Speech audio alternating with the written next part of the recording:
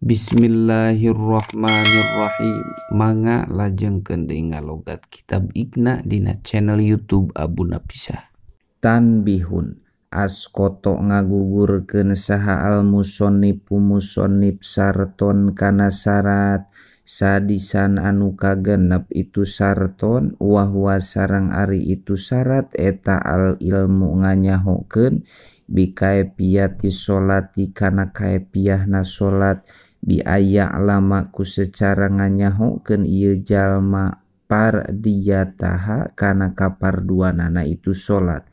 wa yumayiju sareng ngabedakeun ieu jalma fardhoha kana parduna itu sholat min sunaniha tina pirang-pirang pasunatanana itu sholat. Naam leres al ilmu bikaepiyati sholat. Ini takoda lamun nekadkeun ieu jalma ha kana itu sholat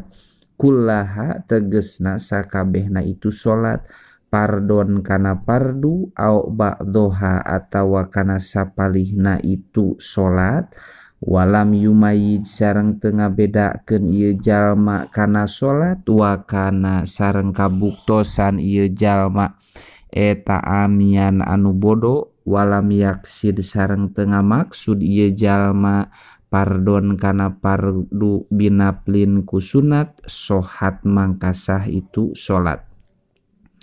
Waya juju sareng menang lil musolli pikeun jalma anu sholat naon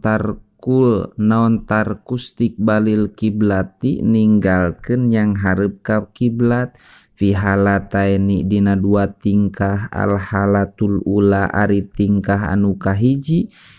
tapi sholati siddatil khaufi tetep dina sholat siddatil khauf bima dina perkara yubahu anu dimenangkeun itu ma min kitalin nyatana perang au goerihi atawa lianti itu kital pardon eta sholat pardu kanat kabuktosan itu sholat au naplan atawa sholat sunat palaisa mangka sanes naon atawa juhu madep eta bisartin syarat piha dina itu sholat sidatil khauf liqaulihi ta'ala karena dauhan Gusti Allah ta'ala fa in khiftum mangka lamun sieun aranjeun kabeh farijalan mangka sholat halna lempang au rukbanan atawa bari tumpak. Kola ngadauh saha ibnu Umar mustaqbilil kiblati bari anu nyang hareup ka kiblat wa ghairu mustaqbiliha sareng teu madep ka itu kiblat. Rawa ngariwayatkeun hu kana itu hadis saha al-Bukhari Imam Bukhari pi tafsirihi dina tafsiranana. Kola ngadauh saha Ibnu Rib'ah fil kipayati dina kitab kipayah. Naam leres palaisa atawa juhu bisartin fiha in qadaro lamun kawasa ieu jalma ayu solya kana salat ieu jalma ko iman halna ngadeg ila gueril kiblati bari madep kana salianti kiblat warokiban sareng salat bari tumpak ilal kiblati bari madep ka kiblat wajaba mangka wajib naon al istiqbalu nyang hareup ka kiblat rokiban halna anu tumpak li annahu karena sanyana itu istiqbal eta akidu leuwih muakad minal qiyami tibatan ngadeg li anal qiyama karena sanyana ngadeg eta yaskutu gugur itu qiyam pinna pilati dina salat sunat bigoeri udrim bari henteu aya udur bihilapil istiqbali kalawan perbeda masalah nyang hareup ka kiblat wal halatu saniyatu sareng ari tingkah anu kadua eta finna pilati tetep dina salat sunat bisa pari dina waktunya ba al mubahi anu dimenangkeun itu sapar liko sidi mahalimu ayanin pikeun jalma anu ngamaksud kana tempat anu ditangtukeun li anna napla karena sanyana salat sunat eta yutawasa'u dilegakeun naon fihi itu naplu kajawajihi sapertikeun menangna itu naplu qaidan halna diuk lil qadiri pikeun jalma anu mampu anu kawasa palil musapiri mangka eta tetep pikeun jalma anu nyaba al madkuri anu dicaritakeun itu musafir atana puluh ari gawe sunat masian halna lempang wakada sarengnya kitu atana puluh masian ala rohilati luhureun tutumpakan li hadisi Jabir karena hadisna Jabir kana kabuktosan saha Rasulullah sallallahu alaihi wasallam eta yusolli salat itu nabi ala rohilatihi dina luhureun tutumpakanana itu Kangjeng Nabi haesu tawajjahat dina sakira-kira madep itu rohilah bihi bari mawa Kangjeng Nabi ae pi jihati maksudihi tegesna dina jihad anu dimaksud ku Kangjeng Nabi faida aroda tuluy di mana-mana ngamaksud Kangjeng Nabi al faridota kana pardu nazala mangka lungsur ieu nabi pastakbala tuluy nyang hareup itu nabi al kiblata ka kiblat rawa ngariwayatkeun hukana itu hadis saha al Bukhari Imam Bukhari wajaza sareng menang itu tanapul lil masi pikeun jalma anu lempang kiasan karena ngiaskeun ala rokibi ka jalma anu tumpak bal aula balik ari itu lil masi eta anu leuwih utama wal hikmatu sareng ari hikmahna pitah pipi dina ngentengkeun pidalika dina itu jaja lil masi alal musafiri ka jalma anu nyaba eta ananasa sanyana manusa eta muhtajuna anu butuh kabeh ilal aspari kana pirang-pirang lumaku palau surito mangka lamun disyaratkeun piha dina itu aspar naon al istiqbalu nyang hareup lin nafli pikeun salat sunat naon al istiqbalu nyang hareup ka kiblat lin nafli pikeun salat sunat la ada mangka yakti nganepikeun itu syarat ila tarki au rodihim kana ninggalkeun pirang-pirang anu kawaridna ku itu manusia ku itu nas au masolihi ma'i sihim sareng pirang-pirang kamaslahatan kahirupanana itu nas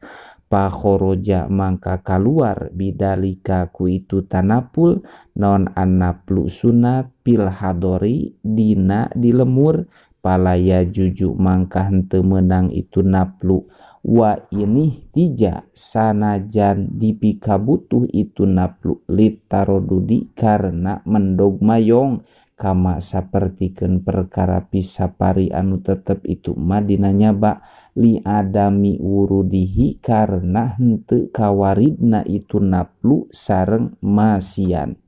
tanbihun yustarotu disyaratkeun pihakil musafiri dina hakna jalma anu nyaba naon tarkul af'ali ninggalkeun pirang-pirang pagawean al kasiroti anu seueur itu af'al min goeri udrin bari henteu aya udur karokidi sapertikeun negarkeun kuda wal adwi sareng lumpat wala yustarotu sareng teu disyaratkeun naon tulus saparihi lila nyabana itu musafir li umumil hajati karena umumna butuh kiasan karena ngiaskeun ala tarkil jum'ati kana ninggalkeun salat Jumat wasaparu sareng ari nyaba al qasiru anu deukeut itu sapar kola ngadawuh saha al qodi wal bugawi sareng Imam Bugawi eta mislun contoh ayah ruja kana kaluar itu musafir ila makanin kana tempat latal zamu anu henteu misti huka itu musafir fihi dina itu makan naon al jum'atu salat Jumat li adami sima nidai karena henteu kakupingna adan waqala sareng ngadawuh saha asyaikhu guru Abu Hamid tegasna Abu Hamid wa ghairuhu sareng salianti itu Abu Hamid mislun ari itu sapar al qasiru eta contoh ayah ruja kana keluar itu musafir ila doi atin kana palataran masih rotuha ari lalakona itu doi eta mailun sakmel au nahwuhu atau bangsana itu mel. Wahuma sareng ari itu dua kaul eta mutakoribani anu silih deketan dua nana fa in sahala mangkalamun gampang naon tawajjuhu rokibin madepkeun ka kiblatna anu tumpak goeri malahin anu salianti tukang kemudi bimar kodin dina tempat sare ka haudajin sapertikeun saung sukduk atau dina tena wasapinatin sareng dina parahu bijami'i sholatihi dina sakabeh sholatna itu rokib wa itmamul arkani sareng nyampurnakeun pirang-pirang rukun kuliha tegesna sakabehna itu arkan au ba'diha atawa kana sapalihna itu arkan lazima mangka misti huka itu rokib naon dalika itu tawajuh litai sirihi karena gampangna itu tawajuh alaihi ka itu rokib fa illam yashul mangkalamun hese naon dalika itu tawajuh lam yalzam mangka henteu misti huka itu rokib illa tawajuhun angin naon madep pitahrimihi dina waktu takbiratul ihramna itu rokib in sahala lamun gampang itu tawajuh bi antakuna ku secara kabuktosan naon ada batu dabah eta wakipatan anu cicing wa amkana sareng ngongangkeun naon inhiro puhu mengkol kenana itu rokib alaiha kana itu dabah au tahri puha atawa imkan mengkol kenana itu dabah au sairotan atau kabuktosan itu dabah eta anu berjalan wa biyadihi sareng eta tetep dina pananganana itu rokib zama muha ari kadali na itu dabah wahia sareng ari itu dabah eta sahlatun anu aya dina tanah datar fa illam yashal mangkalamun teu gampang naon dalika itu tawajuh